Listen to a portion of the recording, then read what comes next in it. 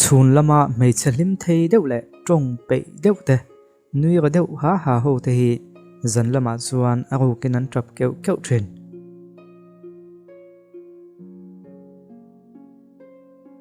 mei chia hian enge ka hak ang o tian ngai to chung hi la khom vek tai la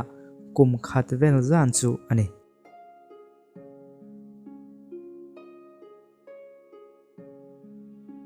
mei chia in do tan soi thin pathum te chu ka huwa che ka tha lom ti le ka ring to ngai lowang che ti hi ni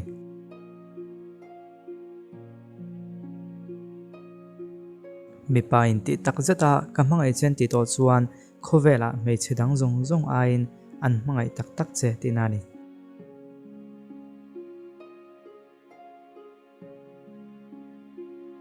mei chia chuk chu hlau lo hin wang khop an ti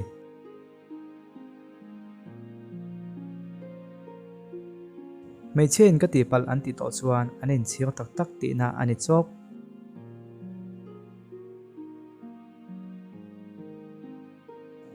mei chia an tong zat zat to chuan an lana tok lo ti na ni a an ngoi mak to chuan an na to hle ti na ni ve thung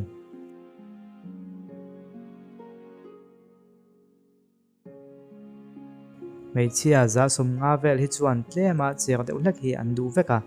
chuti lain za sum thum vel chawin chek turin ma an la tak tak pai chau thren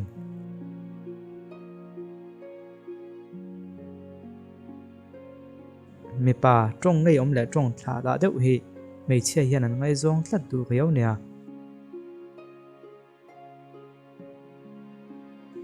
mei chia hian ngai dan an siam zung zunga an ngai dan chu alo dik lo deuh vek thrin bok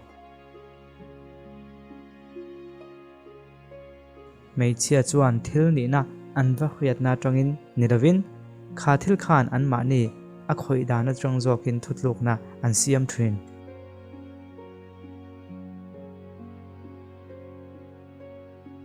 ole mi pat mei chiat na hian a len le len lo hian om zian em i khriat du chuan he video hi elo endonia